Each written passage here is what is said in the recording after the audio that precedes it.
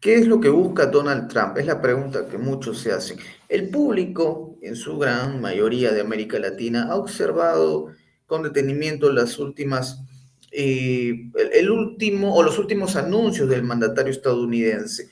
Se habla ya, por ejemplo, de que a partir de febrero se imponen los aranceles del 25% a México. Amenazas que habían llegado también a Colombia hace apenas unos días. Colombia pensaba responder golpe por golpe. El hecho quedó en el tapete, pero no se llegó a concretar. Sin embargo, la figura de Trump despierta muchas interrogantes, no solo con América Latina, también con Europa. Muchos se preguntan, ¿y qué hay con Groenlandia? Incluso se habla de una posición que estaría fijando la OTAN al respecto, bastante contradictorio, por cierto, ¿no? ¿Qué decisión tomaría la OTAN en un escenario como este? La figura de Trump. ¿Quién es Trump? ¿A quiénes representa? ¿Qué hay detrás de estas maniobras? El canal de Panamá, por ejemplo. ¿Ante qué se está enfrentando el mundo en este momento? No hablo exclusivamente de Rusia, que también tiene sus diferencias con Trump, quien ha hablado de imponer aranceles al 100% a los miembros del BRICS y sus aliados. Y Rusia, por supuesto, minimiza las declaraciones de Trump, pero hay muchas interrogantes que aparecen en el camino. Vamos a hablar de esto con un invitado de lujo, analista internacional que maneja estos asuntos al revés y al derecho. Le doy la bienvenida a nuestro espacio a Eduardo Luque. Eduardo, ¿cómo estás?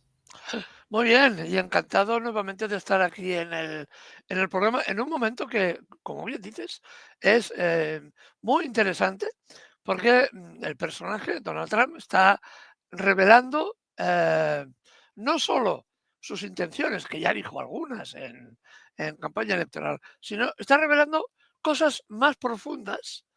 Hay rasgos más profundos que intentaremos un poco abordar en esta conversación, no en su totalidad, porque es mucho lo que hay que abordar, sino elementos que pensamos que pueden ser claves, ¿no? Así que intentaremos un poco situar el contexto. Perfecto. Y bueno, la pregunta del millón, muchos se hacen esta consulta. Trump, ¿amigo o enemigo? Finalmente fue Trump una, o mejor dicho, la llegada de Trump ha resultado como algo positivo comparado con la continuidad de los demócratas, con Kamala Harris, que iba a ser la mandataria en el bando demócrata. Uno se pregunta, ¿es un escenario menos catastrófico con Donald Trump a la cabeza, considerando los últimos acontecimientos, lo que ha dicho Donald Trump abiertamente y esta necesidad de demostrar esa hegemonía que ha caracterizado por muchas décadas a Estados Unidos, una nación que intenta imponer su agenda, pero que ahora aparentemente pone sobre la mesa otro tipo de herramientas? ¿Qué podemos decir de Trump, Eduardo, en estos primeros días de su mandato? Ha entrado, dicen algunos, con la pierna en alto. ¿Qué impresiones tienes tú cuando hablamos ya menos de 2 semanas en el poder de Donald Trump? ¿Qué impresiones, Eduardo? Fundamentalmente que ha entrado en el poder como elefante en cacharrería, ¿no? Es decir, pateando el tablero, eh, fundamentalmente. Porque lo que estamos asistiendo, la primera idea importante que yo querría situar, ¿no? Que no nos fijemos tanto en el personaje, hay que fijarse evidentemente, sino en lo que tiene detrás, en lo que arrastra detrás, lo que hay detrás del personaje, que es lo que realmente le empuja, ¿no? Él es la cara televisiva, hace unas declaraciones a veces que carecen del más pequeño sentido común.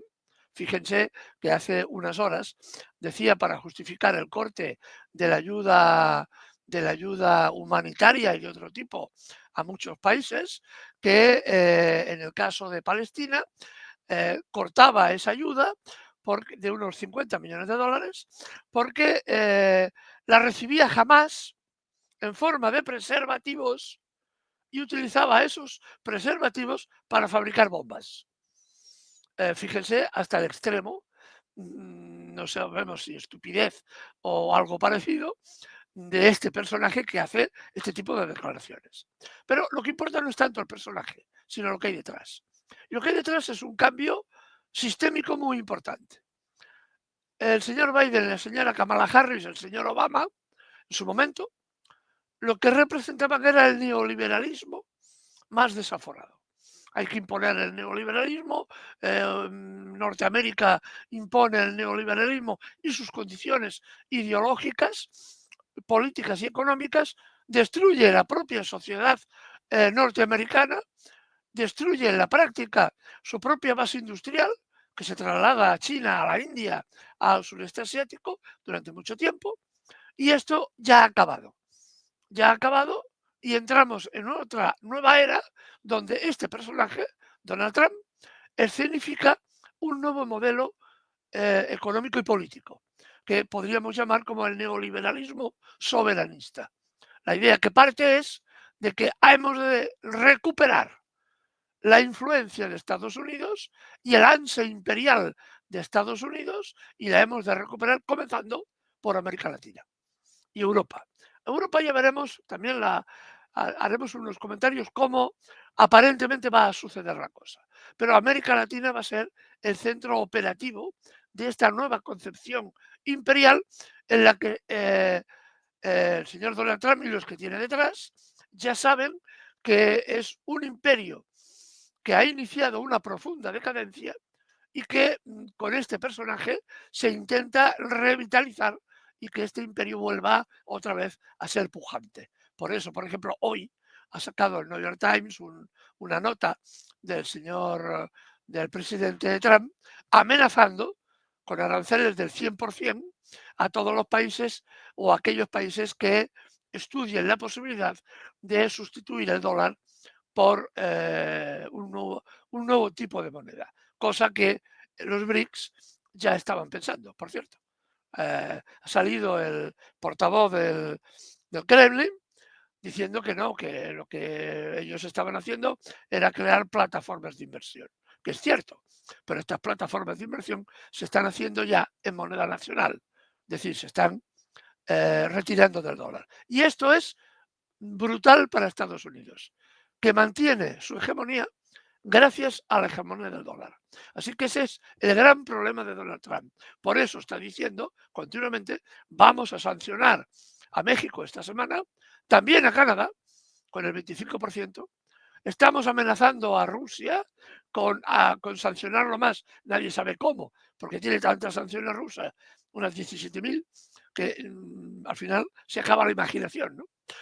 Y vamos a sancionar a China, vamos a sancionar a Brasil, a todo el mundo vamos a sancionar, ¿no?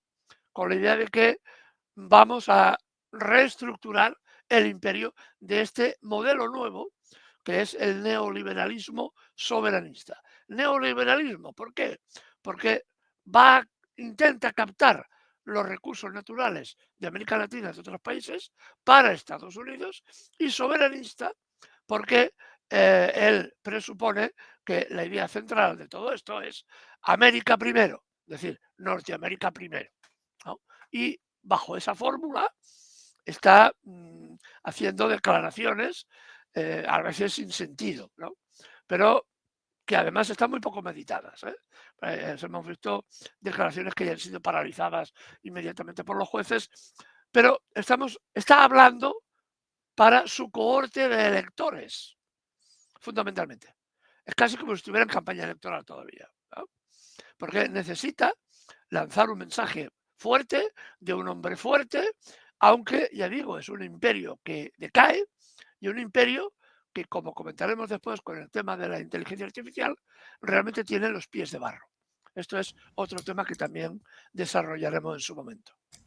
Eduardo, y en este escenario que tú comentas, que aparece Estados Unidos con esa ambición, que aparece como una fiera herida, va a tener que, o cada mandatario, digamos, al menos en América Latina, va a tener que, o debería tener mucha muñeca, ¿no? No va a ser fácil, digo. O sea, reconocemos que claramente el Deep State está detrás de esto, ¿no? Más allá de que fuera el rostro de Kamala Harris o el propio Donald Trump, hay una agenda que están siguiendo, pero es una situación por no decirlo menos, incómoda. Y ojo, yo con esto no estoy diciendo que los líderes de América Latina tengan que agachar la cabeza en absoluto. Jamás diremos algo como eso. Pero sí se reconoce que hay que jugar esta partida con mucho detenimiento, esta partida de ajedrez, con mucho cálculo. Cada movimiento tiene que ser bien pensado. ¿Ah? No, no va a ser fácil. Ya, digamos, hay una explicación al respecto y un ejemplo que es Venezuela, que ha sufrido los embates de Estados Unidos, ni qué decir de Cuba. Hablamos de ejemplos muy cercanos para nuestra audiencia. Entonces, es un momento en el cual los líderes, como el caso de Claudia Sheinbaum en México, observan con mucho detenimiento a la figura de Donald Trump y todo lo que lo rodea y entienden que se tiene que ser más calculador que nunca, porque da la impresión de que esto que propone Trump ya va más allá de las bravuconadas y de la charlatanería, que en verdad hay una intención muy clara por ejecutar todas estas ideas que ha ido presentando de manera gaseosa, pero da la sensación de que la intención de ejecutar estas ideas las tienen. La pregunta del millón es que van a valorar los efectos que se puedan generar a partir de eso, porque todo cambio brutal que se pueda hacer en una estructura va a generar, por supuesto, también un efecto rebote, un efecto boomerang, ¿no?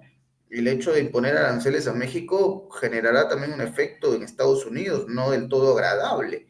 Sin embargo, Eduardo, ¿cómo deberían tomar en estos momentos los líderes de América Latina esta realidad con Donald Trump? ¿Con mucha precaución? ¿Cómo lo ves? Con mucha precaución y al mismo tiempo deberían estructurar, desde mi punto de vista, puntos de conexión entre unos países u otros, porque prácticamente va a ser todo el continente latinoamericano el que va a sufrir un redoble de presión, incluso aún más de la que está sufriendo hasta el momento y que sufrió en la época Biden o en la época Obama en su momento, ¿no?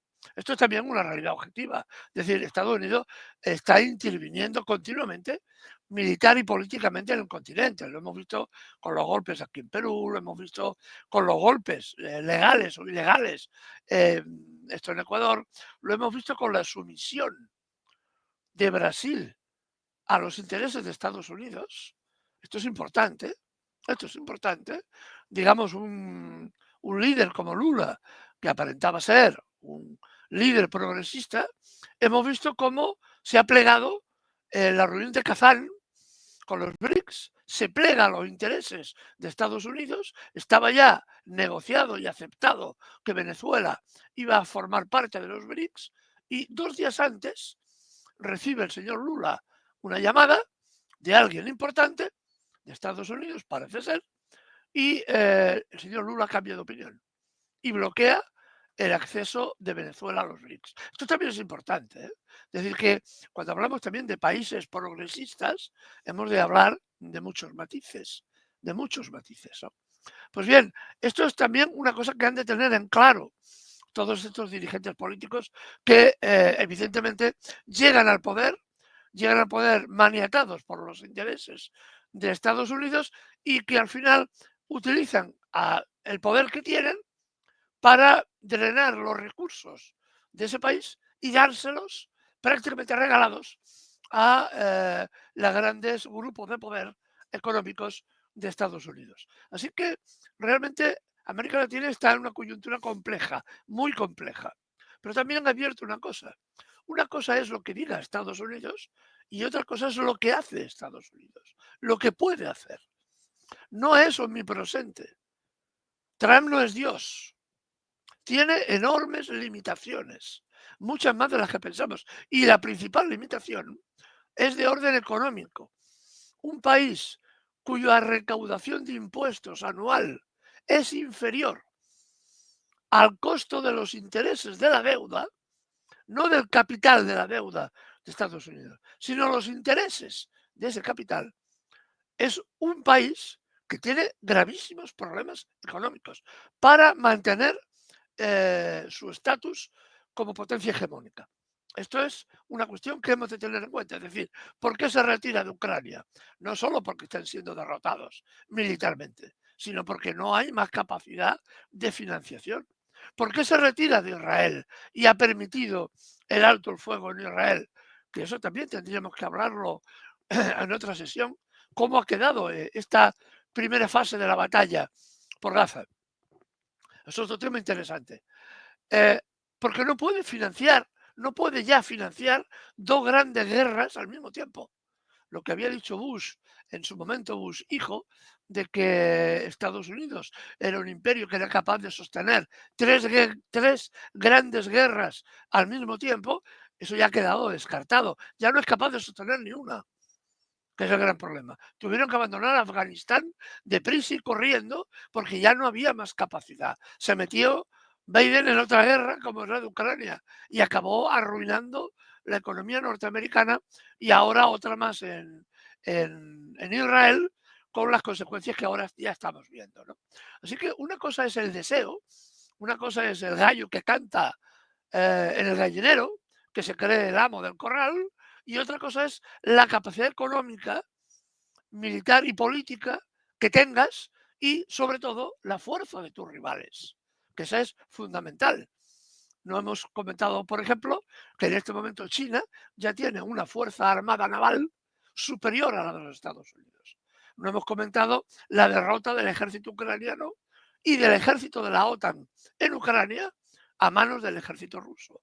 Y no hemos comentado la derrota del ejército superpoderoso, según la propaganda israelita, a manos de Hamas, que hemos visto estos días en los reportajes, como cuando el gobierno de Netanyahu decía que jamás había sido aniquilada y que sus militares, sus soldados, habían fallecido, los habían matado a todos, hemos visto cómo salen cientos de ellos, muy bien armados, muy bien preparados, incluso, ojo, con armas tomadas a los soldados israelitas abatidos, que las han demostrado públicamente. Esto es claramente otra derrota más, no solo de Israel, sino también de Estados Unidos. Así que una cosa es lo que diga, otra cosa es lo que puede hacer. Y países como México, que no es poca cosa, también no están dispuestos a entrar por el aro de lo que diga este señor. Es decir, también tienen digamos, armas y fórmulas para defenderse. No es menor el caso de Cuba, que a pesar de las enormes dificultades económicas que ha soportado, rápidamente Rusia le ha ayudado a llenar los estantes de comida, mientras China le está proporcionando materiales para montar centrales eléctricas de placas solares para no depender del petróleo y tener recursos variados, ¿no? Es decir, que hay, hay todavía mucho juego en la partida, ¿no?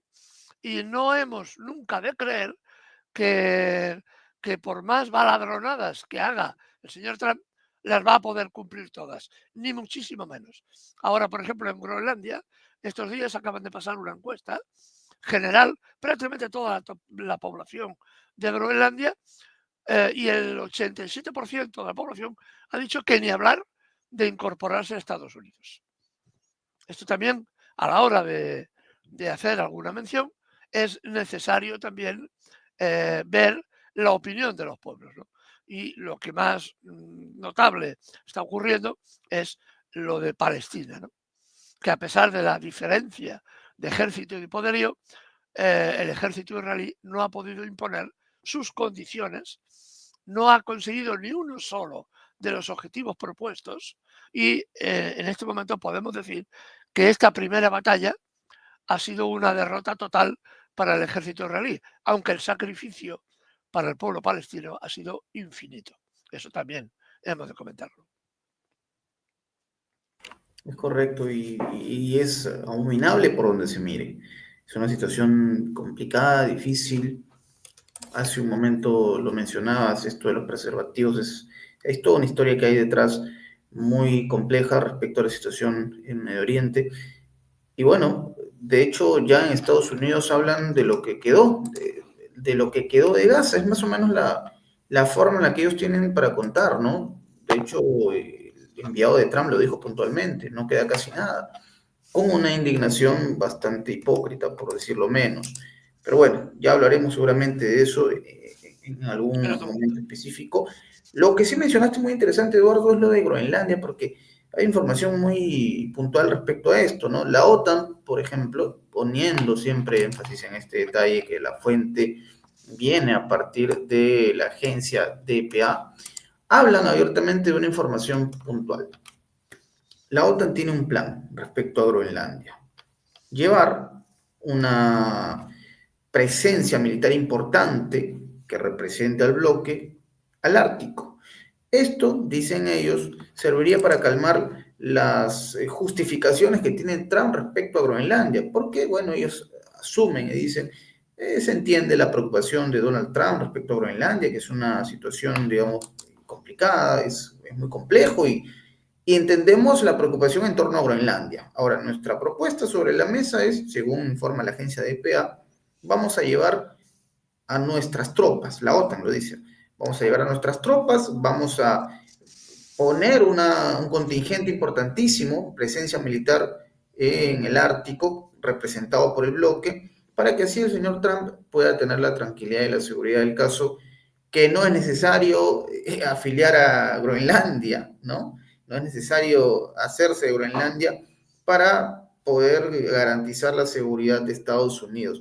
Es la propuesta de la OTAN bastante ridícula, por cierto, porque no sabemos hasta qué punto tengan ellos la capacidad de persuadir a Donald Trump. Es una situación muy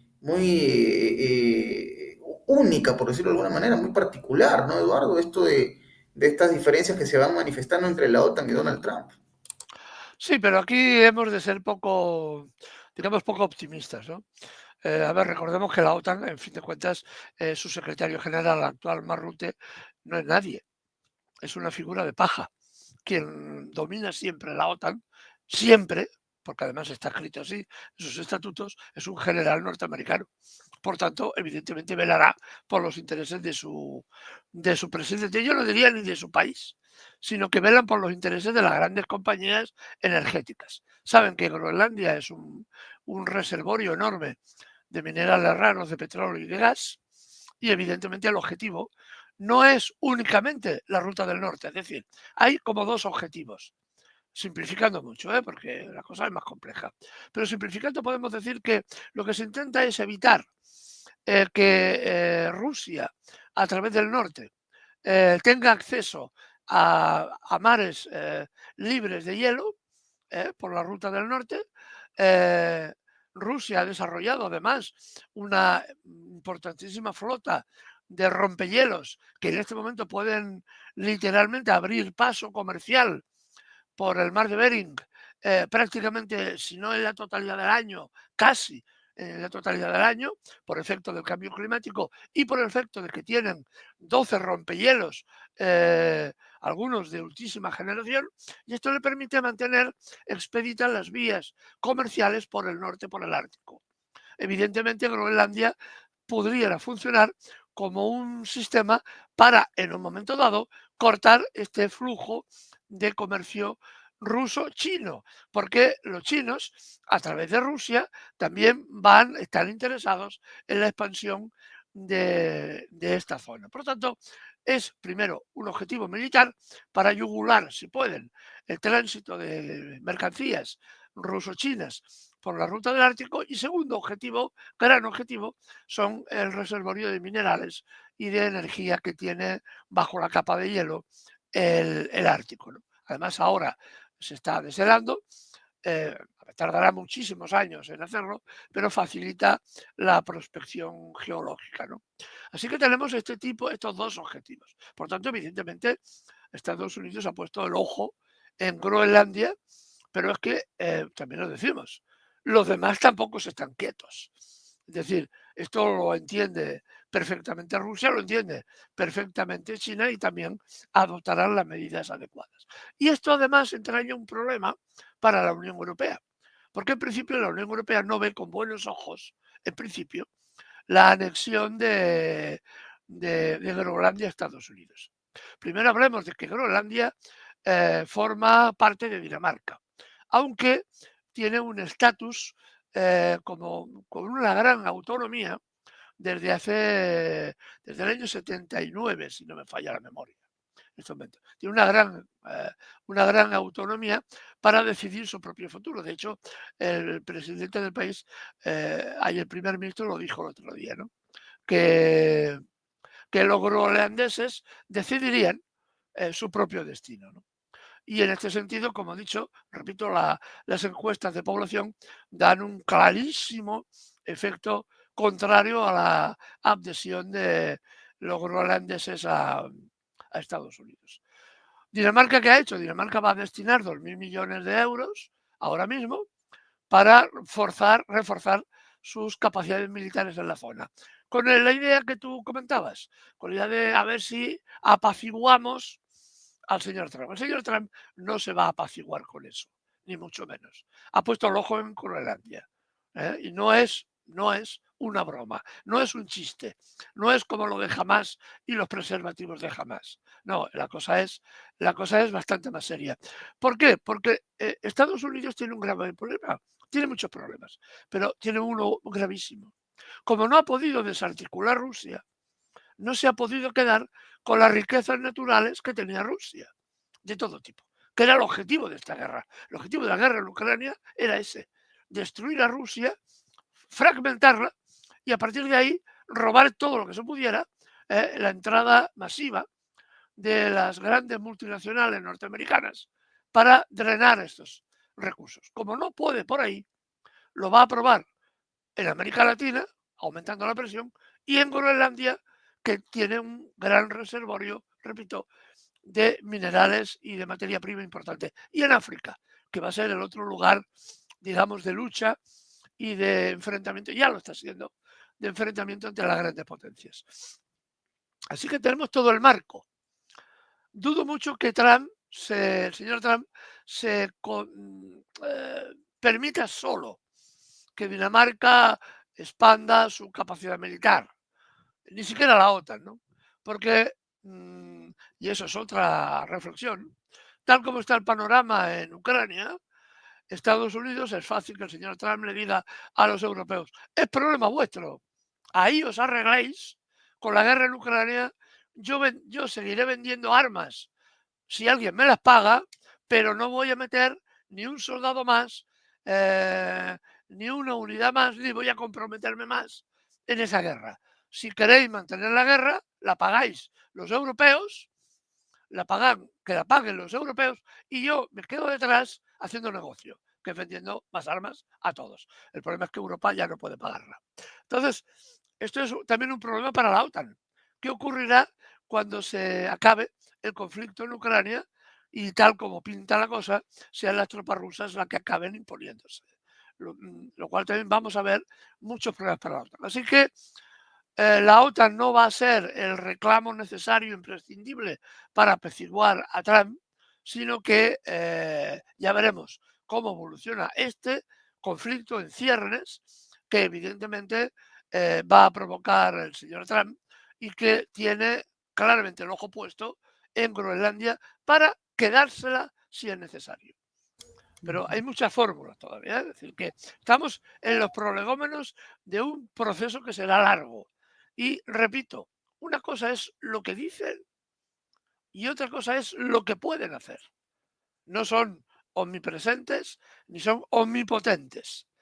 Estados Unidos tiene situaciones muy, muy delicadas. Dos detalles, fíjense, dos notas a pie de página. Uno, ¿se acuerdan ustedes del puerto de Baltimore?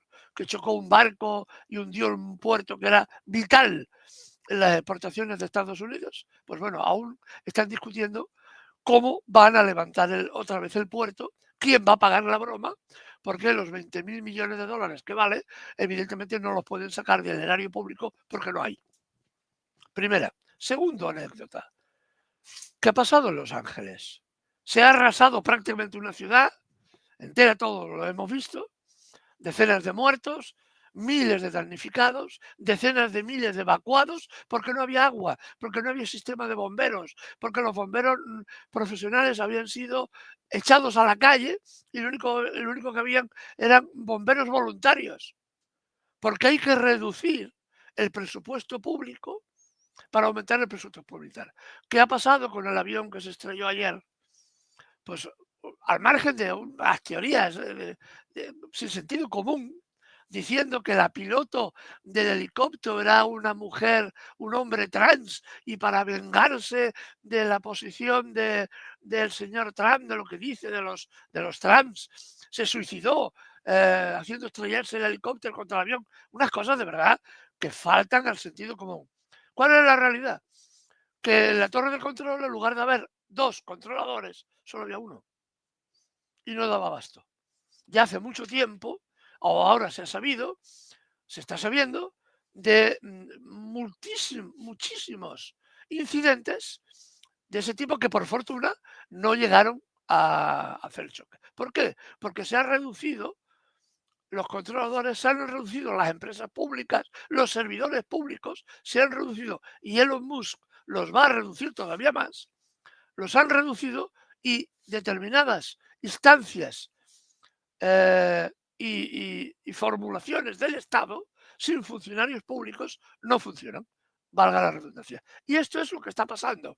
Y esto es lo que va a hacer Trump, profundizar todavía más en la destrucción del propio Estado norteamericano, puesto que son los funcionarios los que sostienen, en definitiva, el Estado, los que permiten la ejecución de obras y los que llevan el control, digamos. En la medida que te quedas sin funcionarios, te quedas con una parte muy importante de descontrol del propio funcionamiento del Estado. Y esto es un gravísimo problema que tiene el señor Trump, que va a resolver al revés de lo que indicaría el sentido común.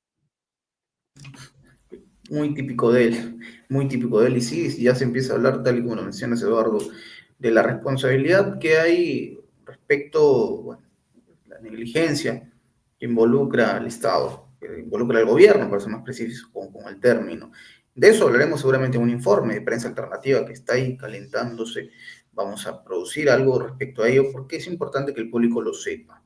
Pero bueno, Eduardo, esta conversación ha sido como siempre muy interesante y hay un tema que me gustaría tocar antes del cierre de esta charla, al menos un adelanto, porque la idea es que la próxima semana podamos profundizar, pero vaya que ha dejado muchos cabos sueltos. Hablar del DeepSeek.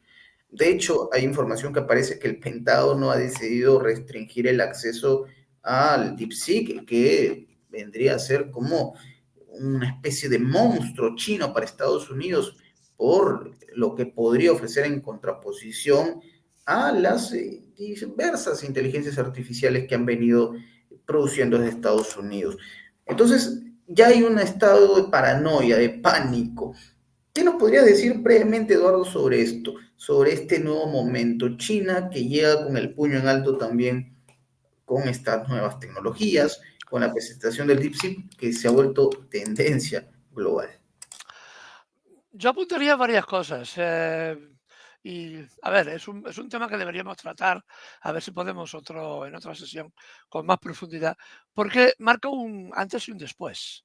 Estamos frente a un cambio importantísimo, mucho más, que va mucho más allá de que una empresa como Nvidia pierda 600.000 millones de dólares en un día, va mucho más allá, porque el cambio implica un cambio radical. Estados Unidos, el señor Trump, lo habíamos visto en la toma de posesión.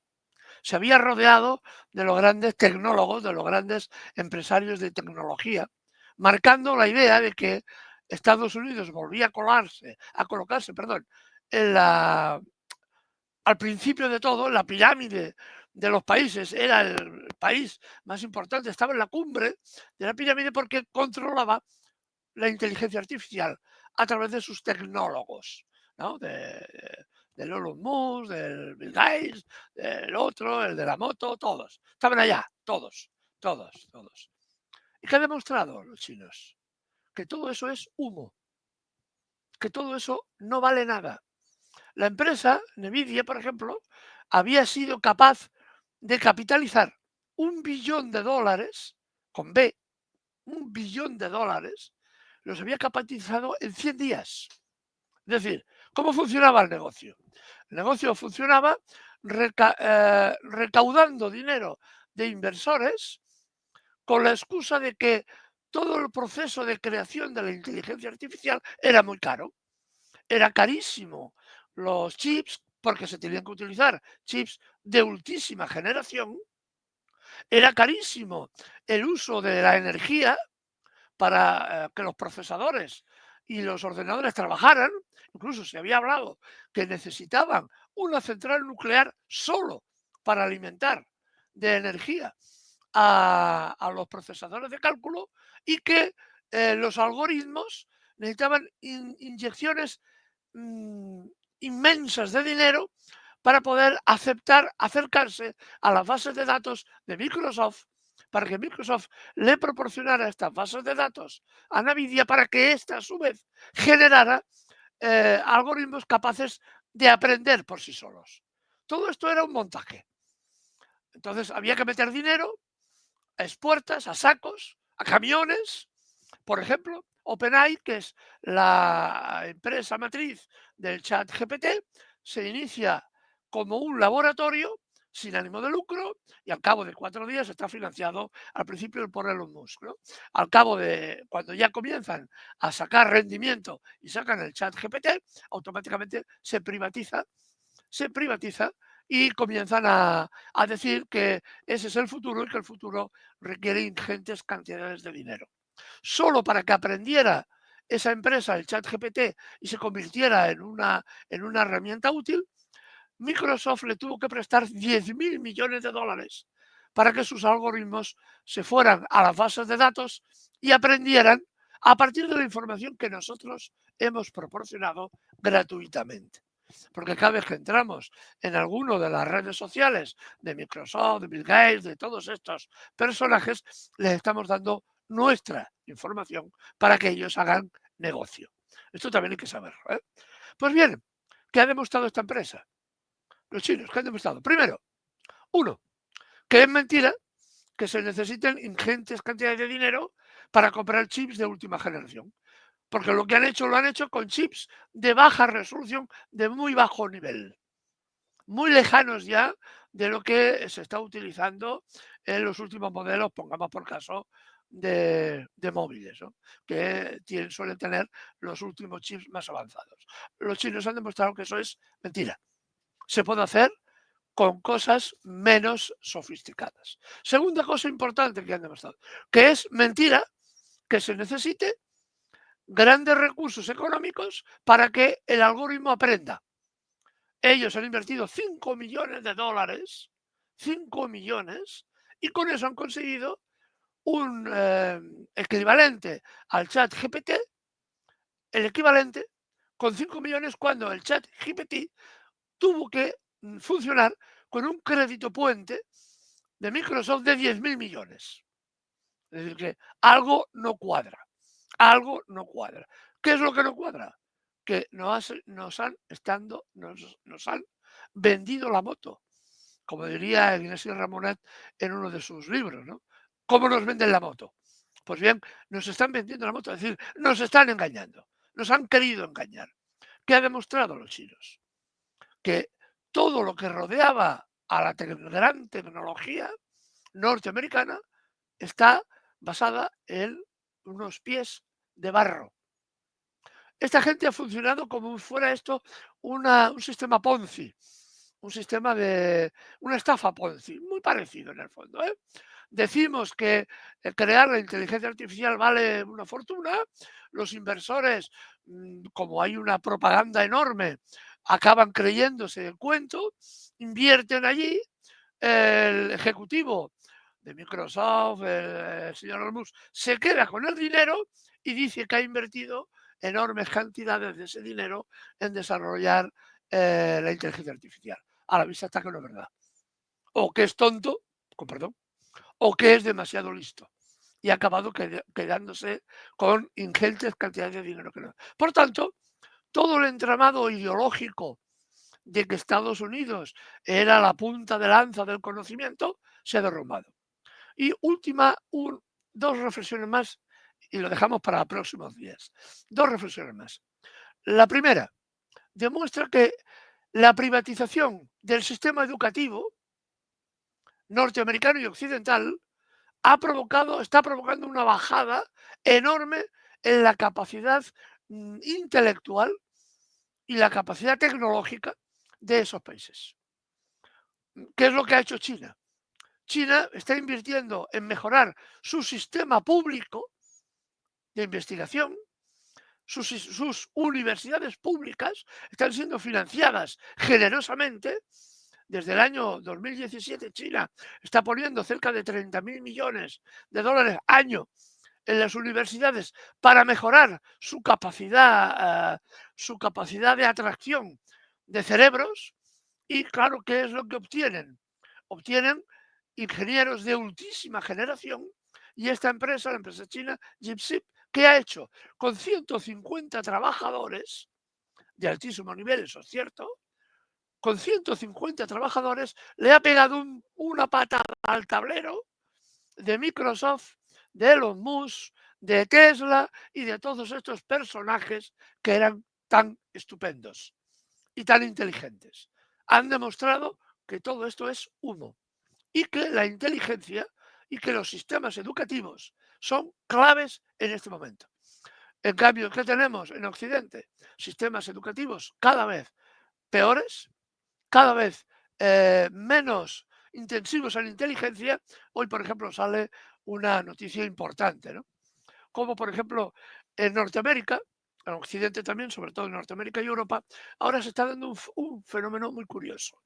Las grandes revistas científicas, donde los científicos occidentales pagaban pequeñas cantidades porque les publicaran sus artículos de investigación, porque estos artículos eran revisados por otros investigadores, los que llaman los pares, y estos jueces dictaminaban que aquel artículo tenía calidad para ser imprimido y ser expuesto en esta revista. Pues bien, ahora se están dando cuenta que muchas de estas revistas lo que han hecho es cobrar más, mucho más, a los investigadores que querían promocionar sus investigaciones en la revista, pero han quitado los tribunales.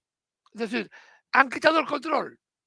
Ahora, si tú pagas suficiente, puedes publicar tu artículo, aunque sea una birria, aunque no valga nada, aunque no aporte nada, pero para el investigador aporta en su currículum nada más.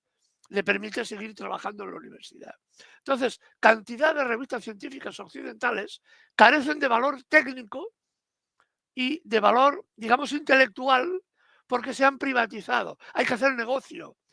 Las empresas han comprado a estas revistas, los investigadores publican, contra más publiquen, más dinero recaudan y hacen un negocio redondo. Y claro, ¿qué es lo que se pierde? Se pierde inteligencia, se pierde conocimiento, se pierde fórmulas de aprendizaje, que es lo que han hecho las grandes compañías de redes sociales de Occidente, porque no aumentan el conocimiento, lo reducen, lo privatizan. Y un último ejemplo más. Ahora, por ejemplo, tú coges ChatGPT, quieres hacer un estudio sobre el cáncer y quieres leer las últimas investigaciones que se han hecho sobre cáncer.